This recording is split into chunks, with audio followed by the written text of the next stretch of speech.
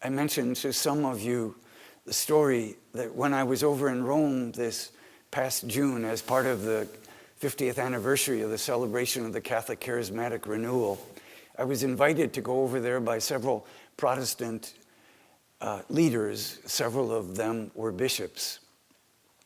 They had been personally invited by Pope Francis to come to Rome, and they in turn invited me to come along as the token Catholic in their midst.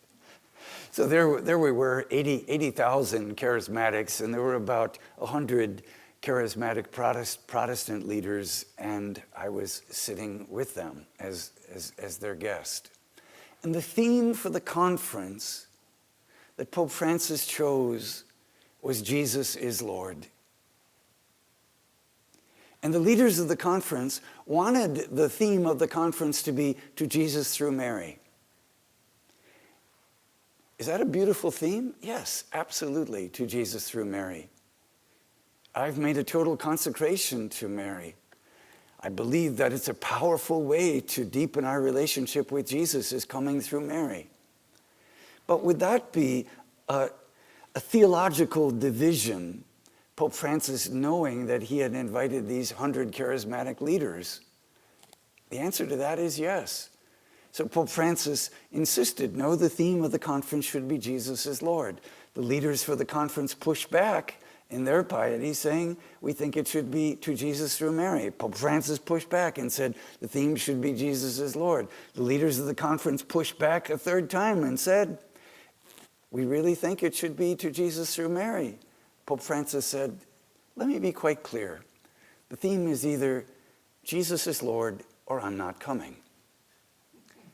At which point the leaders of the conference said, well, of course the theme is Jesus is Lord. Pope Francis, using his authority as Pope, exercising his authority, to what end? To call forth a greater unity. Let's use our gifts to call forth that unity. Sometimes that means keeping our mouth closed. Sometimes it means opening our mouth. Sometimes it means putting an end to gossip. Sometimes it means putting an end to just trashing other people or the members of our community, other members of our own parish, priests, bishops, to speak on behalf of that unity, to witness on behalf of that unity. The great prayer that Jesus says is, righteous Father, the world will know that I am who I said I am if they live this unity, if they live this love. Because let's recognize it, that's not the path of the world. The path of the world is an eye for an eye, a tooth for a tooth. If you're friends with me and you scratch my back and you pad my wallet, then you're my buddy. But if you don't think like I think, if you don't look how I look, if you don't vote how I vote, I don't want to have anything to do with you. Our world is becoming increasingly segmented, increasingly divided. We hang out with the people that think like us, act like us. That's not Christ's priestly prayer.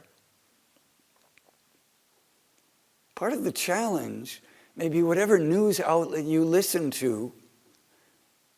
I challenge you, I invite you to listen to another news outlet, one that you totally disagree with.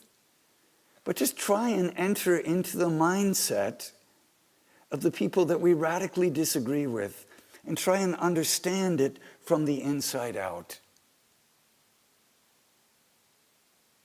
I was listening to a podcast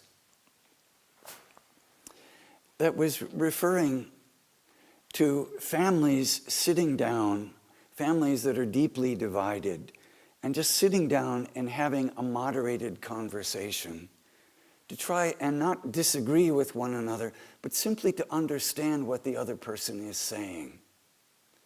That's very difficult to do.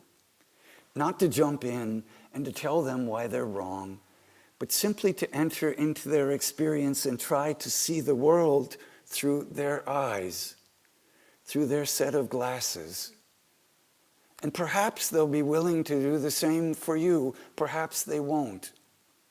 But if we step out of our worldview and we simply look into the world as how they look at it, and we do that with an open heart, what is so often born of that is compassion.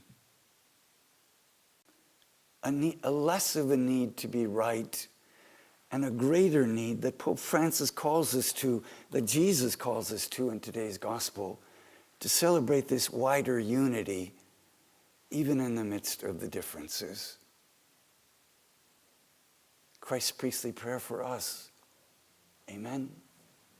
Amen.